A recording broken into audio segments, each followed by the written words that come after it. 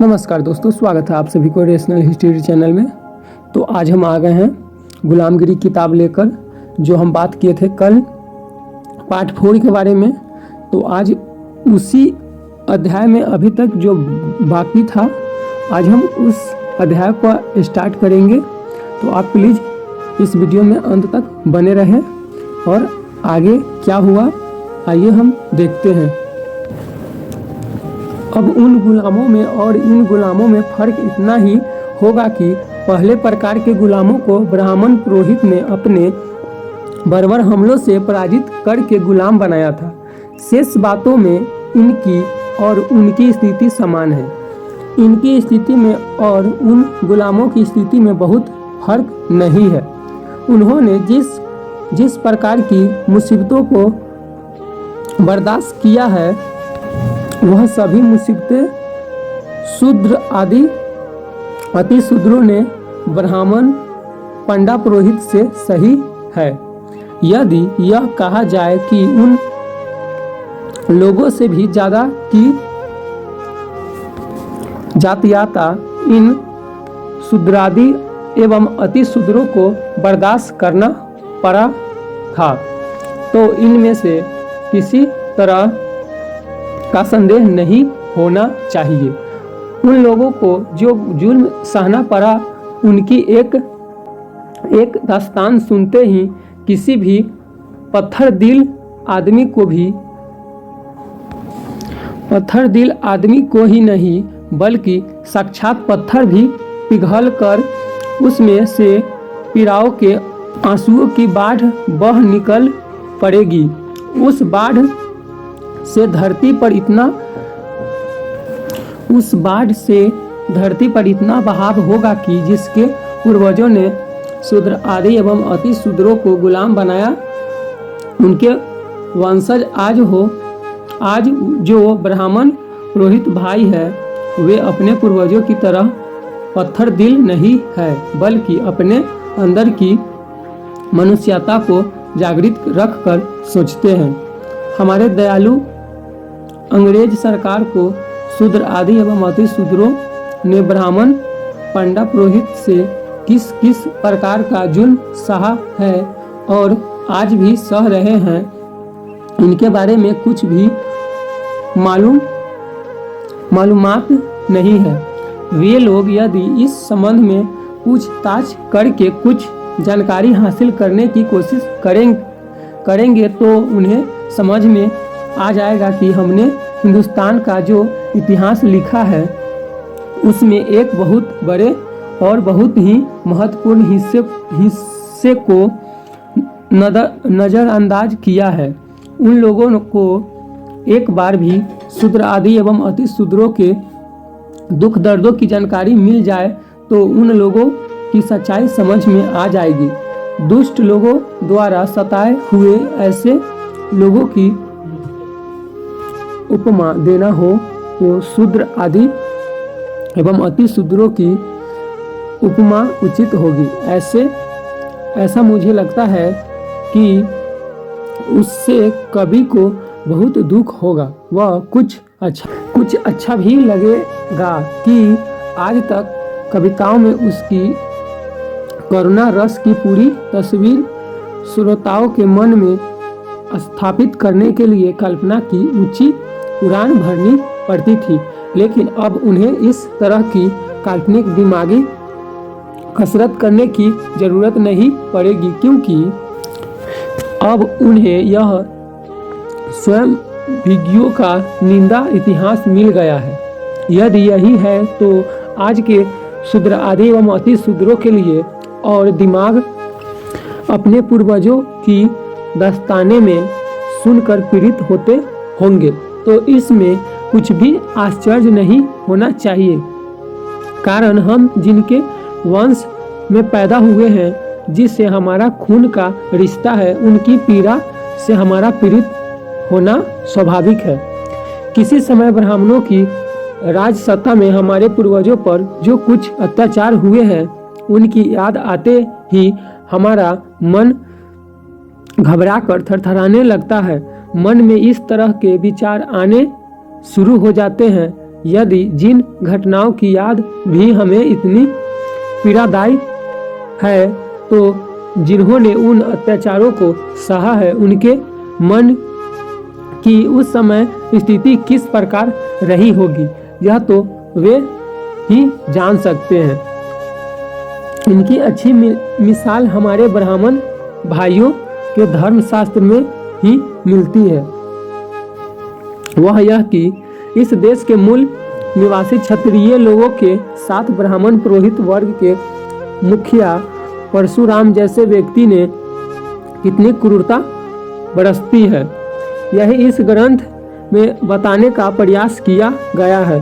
फिर भी उनकी क्रूरता के बारे में इतना समझ में आया है कि उस परशुराम ने कई क्षत्रियों को मौत के घाट उतार दिया था, और उस ब्राह्मण परशुराम ने क्षत्रियों की अनाथ हुई नारियों से उनके छोटे छोटे चार या पाँच माह के निर्दोष मासूम बच्चों को जबरदस्ती छीनकर अपने मन में किसी प्रकार की हिचकिचाहट न रखते हुए उन्हें बड़ी क्रूरता से उनको मौत के हवाले कर दिया था। यह उस ब्राह्मण परशुराम का कितना जघन्य अपराध था। वह चंड इतना करके चुप नहीं रहा। उसने पति की मौत से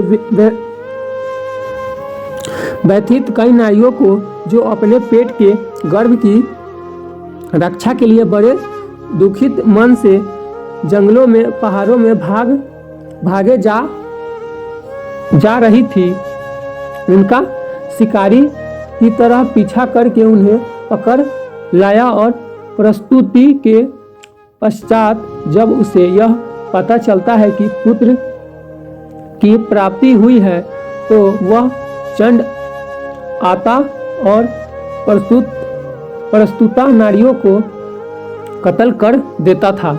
इस तरह की कथा ब्राह्मण ग्रंथों में मिलती है। जब ब्राह्मण लोग उनके विरोधी दल के थे, तब उसने उस समय की सही स्थिति समझ में आ गई। यह हमने अपने में भी नहीं सोचना चाहिए। जब ब्राह्मण लोग उनके विरोधी दल के थे, तब उनसे उस समय की सही स्थिति समझ में आ गई। यह हमने सपने में भी नहीं सोचना चाहिए। हमें लगता है कि ब्राह्मणों ने उस घटना का बहुत बड़ा हिस्सा चुराया होगा, क्योंकि कोई अपने मुंह से अपनी गलतियों को कहने की हिम्मत नहीं करता। उन्होंने उस घटना को अपने ग्रंथ में लिख रखा है। यही बहुत बड़े आश्चर्य की बात है। हमारे सामने यह सवाल आता है कि ब्राह्मण परशुराम ने 21 बार क्षत्रियों को पराजित करके उनका सर्वनाश किया है, उनकी अभागी नारियों के अबोध मासूम बच्चों को कत्ल कर दिया है।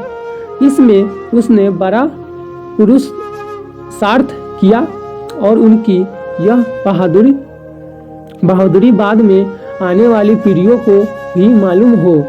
इसीलिए ब्राह्मण ग्रंथकारों ने इस घटना को अपने शास्त्र में लिख रखा है। एक कहावत प्रचलित है कि हथेली से सूरज को नहीं ढका जा सकता है। यह हकीकत है। जबकि उनकी शर्मिंदगी थी, फिर भी उनकी इतनी प्रसिद्धि हुई। उस घटना पर जितना पर्दा डालना संभव हो उतनी कोशिश उन्होंने की। जब कोई इलाज नहीं बचा, तब उन्होंने उस घटना को लिख कर रख दिया। ब्राह्मणों ने उस घटना की इतनी हकीकत लिख कर रख दी, उसी के बारे में यदि कुछ सोच विचार किया जाए तो मन को बड़ी पीड़ा होती है। परशुराम ने जब उन क्षत्रियों गर्भवती नारियों को पीछा किया, तब उनका गर्भिणियों को कितनी यातनाएं सहनी पड़ी होगी। पहली बात तो यह है कि नारियों को दौड़ भाग करने की आदत बहुत कम होती है। उसमें भी कई नारियां मोटी और कुलीन होने की वजह से जिनको अपने घर की दहलीज पर चढ़ना भी मालूम नहीं था, घर के अंदर उन्हें जो कुछ भी लगता था वह सब नौकर ला कर देते थे। मतलब जिन्होंने बड़ी सरलता से उनकी छत्र छाया में अपना जीवन जिया था, उन पर अब अपने पेट के गर्भ के बोझ लेकर सूरज की लहलाती धूप में टेढ़े मेढ़े रास्ते से भागने की मुसीबत आ गई। उनका मतलब है कि वे भयंकर आपत्ति की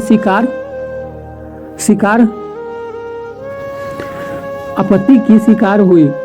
उनको दौड़ भाग करने की आदत बिल्कुल ही नहीं होने की वजह से पैर टकराते होंगे और कभी जोर से चट्टान पर या कभी खराइयों में गिरती होगी। उससे कुछ नारियों के माथे पर कुछ की कोहनी को, कुछ के घुटनों को और कुछ के पैरों को ठेस खरोच लगकर खून की धाराएं बह निकली होगी। परशुराम पीछे पीछे दौड़कर आ रहा है, यह सुनकर और भी भागने और दौड़ने लगती होगी। रास्ते से भागते दौड़ते समय उनके नाजुक पांवों में कांटे कंकड़ चुभते होंगे। उनकी वजह से उनके नाजुक बदन से लहू भी बहता होगा। लहलाती धूप में भागते भागते उनके पांव में छाले भी पड़ गए होंगे। कमल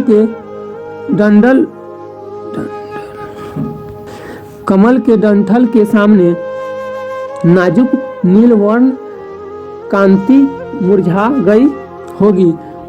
उनके मुंह से झाग बहता होगा, उनकी आंखों में आंसू भर आए होंगे। उनके मुंह ने एक एक दिन दो दिन पानी भी नहीं छुआ होगा, इसीलिए बेहद थकान से पेट का गर्भ पेट में ही शोर मचाता होगा। उनको ऐसा लगता होगा कि यदि अब धरती फट जाए तो कितनी अच्छा होता। मतलब उसमें हम अपने आप को झोंक देते और इस चंड से मुक्त हो जाते। ऐसी स्थिति में उन्होंने आंखें फाड़ कर भगवान की प्रार्थना की होगी कि भगवान तूने हम पर यह कैसी स्थिति ढाई है।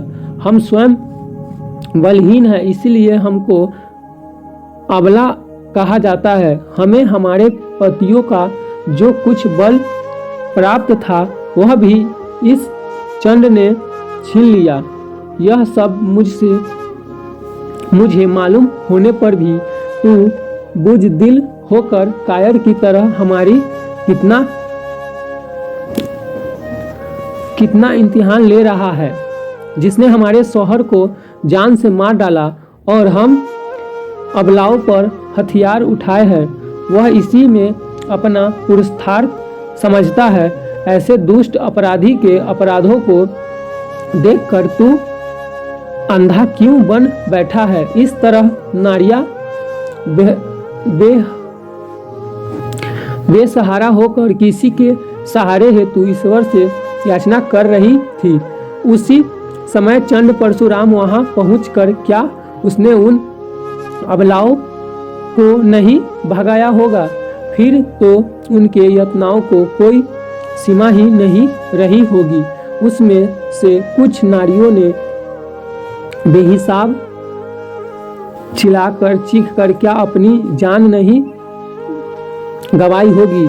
शेष नारियों ने बड़ी विनम्रता से उस चंड परशुराम से क्या दया की भीख मांगी नहीं होगी कि हमारे गर्भ से पैदा होने वाले अनाथ बच्चों की जान बख्श दो।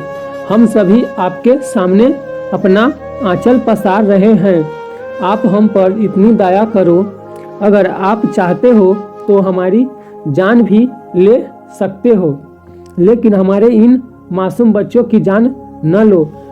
आपने हमारे सोहर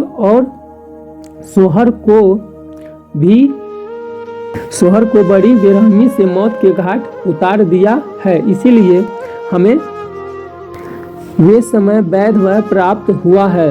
अब हम सभी प्रकार के सुखों से कोसों दूर चले गए हैं।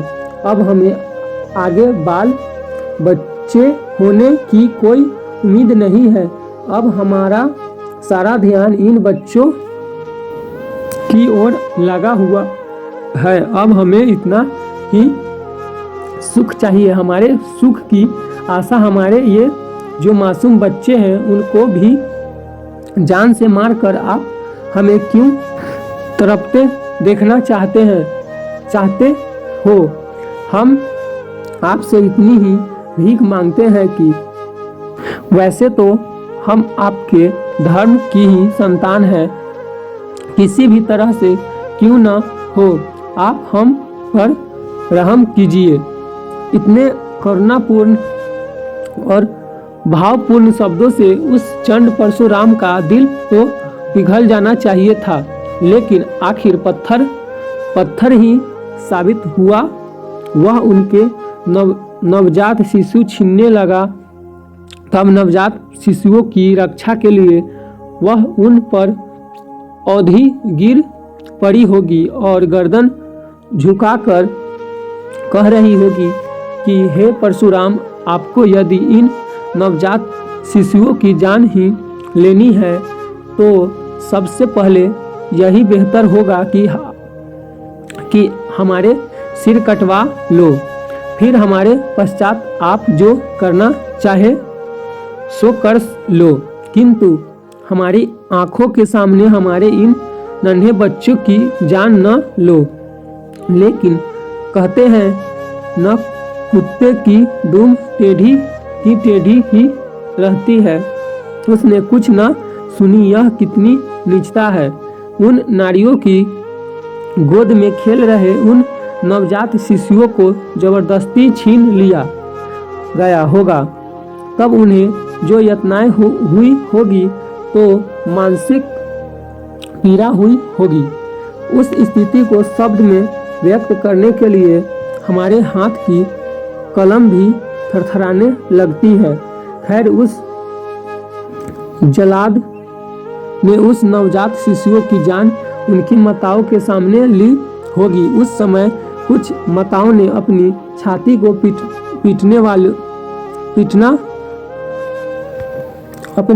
को पीटना, बालों को नोचना और जमीन को खुरेदना शुरू कर दिया होगा। उन्होंने अपने ही हाथ से अपने मुंह से मिट्टी के ढेल डालकर अपनी जान गंवा दी होगी। कुछ माताएं पुत्र शोक में बेहोश होकर गिर पड़ी होगी। उनके होश हवास उड़ गए होंगे। कुछ माताएं पुत्र शोक के मारे पागल हो गई होगी। हाय मेरा बच्चा, हाय मेरा बच्चा करते करते दर दर गांव जंगल जंगल भटकती रही होगी। लेकिन इस तरह की सारी हकीकत हमें ब्राह्मण पुरोहित से मिल सकेगी, यह उम्मीद लगाए रखना फिजूल की बातें हैं। इस तरह ब्राह्मण पुरोहित के पूर्वज अधिकारी परशुराम ने सैकड़ों क्षत्रियों को जान से मारकर उनके बीवी बच्चों के भयंकर बुरे हाल किए। उसी को आज के ब्राह्मण ने शूद्र आदि एवं अति शूद्रों का सर्वशक्तिमान परमेश्वर सारी सृष्टि का निर्माता कहा है। यह कितने बड़े आश्चर्य की बात है। परशुराम के पश्चात ब्राह्मणों ने इन्हें कम परेशान नहीं किया होगा।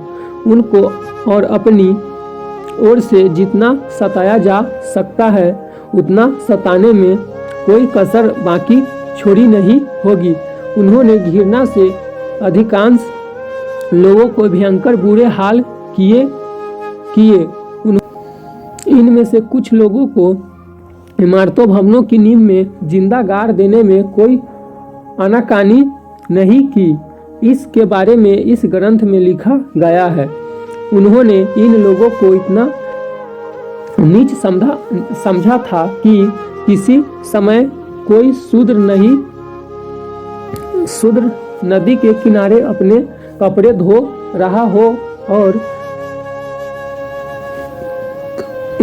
इत्तेफाक से वहीं यदि कोई ब्राह्मण आ जाए तो उस शूद्र को अपने सभी कपड़े समेटकर बहुत दूर जाना होगा, जहां से ब्राह्मण के तन पर पानी का एक मामूली कतरा भी उड़ने की कोई संभावना न हो। शूद्र को नीचे की जगह पर जाकर अपने कपड़े धोना पड़ता था। यदि वहां से ब्राह्मण के तन पर पानी के बूंद आकर एक कतरा भी छू गया या उनको इस तरह का संदेह भी हुआ तो ब्राह्मण पंडा आग के शोले की तरह लाल हो जाता था और उस समय उनके हाथ में जो भी मिल जाए या अपने ही पास के बर्तन उठाकर आप देखना ताब उस शूद्र के माथे को निशाना बनाकर बड़े जोर से फेंक कर मारता था। उससे उस शूद्र का माथा खून से भर जाता था। वह बेहोशी में जमीन पर गिर पड़ता था। फिर कुछ देर बाद जब होश आता था तब अपने खून से भीगे हुए कपड़ों को हाथ में लेकर बिना किसी शिकायत के मुंह लटकाए अपने घर चला जाता था। यदि सरकार में शिकायत करे तो चारों तरफ ब्राह्मणशाही का जाल है।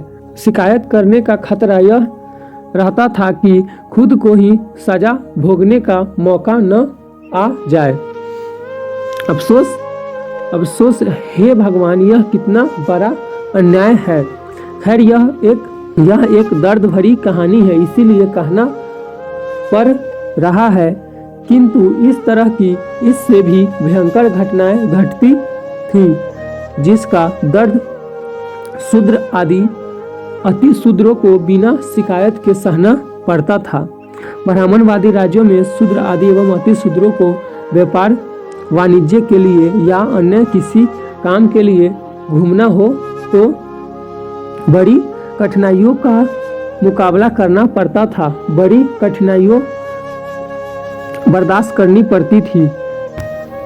उनके सामने मुसीबतों का दांता लग जाता था। उसमें भी एक कदम सुबह के समय तो बहुत भारी दिक्कतें खड़ी हो जाती थी, क्योंकि उस समय सभी चीज़ों की छाया काफ़ी लंबी होती थी। यदि ऐसे समय शायद कोई शूद्र रास्ते में जा रहा है और सामने से किसी ब्राह्मण की सवारी आ रही है, यह देखकर उस ब्राह्मण पर अपनी छाया न पड़े, इस डर से कपित होकर उसको पल दो पल अपना समय बर्बाद करके रास्ते की एक ओर बैठ जाना पड़ता था। फिर उस ब्राह्मण के चले जाने के बाद उनको अपने काम के लिए निकलना पड़ता था। मान लीजिए कभी बिना ख्याल के उनकी छाया ब्राह्मण पर पड़ी तो ब्राह्मण तुरंत क्रोधित होकर चंड बन जाता था और उस शूद्र को मरते दम तक मारता पीटता था और उसी वक्त नदी में जाकर स्नान कर लेता था। शूद्रों में से कई लोगों को जातियों को सार्वजनिक रास्ते पर थूकने की मनाही थी, इसीलिए उन शूद्रों को यदि ब्राह्मणों की बस्तियों में गुजरना पड़ता तो अपने हाथ थूकने के लिए मिट्टी के बर्तन रखना पड़ता था और समझ लीजिए उनकी थूक जमीन पर गिर गई और उनको ब्राह्मण पंडे ने देख लिया तो उस शूद्र के दिन भर गए, अब उनकी खैर नहीं। इस तरह ये लोग शूद्र आदि एवं अति शूद्रों जातियों पर अनगिनत मुसीबतों को सहते सहते मटिया मेट हो गए, लेकिन अब ये लोग इस नरक से बदतर जीवन से कब मुक्त होते हैं, इसी का इंतजार है। जैसे किसी व्यक्ति ने बहुत दिनों तक जेल के अंदर अपनी जिंदगी गुजार ली हो। वह कैदी अपने साथी मित्रों से, भाइयों बहनों से मिलने के लिए या स्वतंत्र रूप से आजाद पंछी की तरह घूमने के लिए बड़ी उत्सुकता से जेल से मुक्त होने के लिए दिन का इंतजार करता है। उसी तरह का इंतजार बेसब्री से इन लोगों को भी होना स्वाभाविक है। ऐसे समय बड़ी खुशकिस्मती कहिए ईश्वर को इनकी दया आई व इस देश में अंग्रेजों की सत्ता कायम हुई और उनके द्वारा ये लोग ब्राह्मणशाही की शारीरिक गुलामी से मुक्त हुए। इसीलिए ये लोग अंग्रेजी राज सत्ता का शुक्रिया अदा करते हैं। ये लोग अंग्रेजों के इन उपकारों को कभी भूलेंगे नहीं। उन्होंने आज सैकड़ों सालों से चली आ रही ब्राह्मणशाही गुलामी की फौलादी जंजीरों को तोड़कर मुक्ति की राह दिखाई है। उन्होंने इनके बीवी बच्चों को सुख के दिन दिखाए हैं। यदि वे यहाँ न आते तो ब्राह्मणशाही ने उन्हें कभी समान और स्वतंत्रता की जिंदगी गुजारने का मौका नहीं दिया होता। इस बात पर कोई शायद इस तरह का संदेह उठा सकता है कि आज ब्राह्मण की तुलना में शूद्रादि अति शूद्र की संख्या करीब 10 गुना ज्यादा है।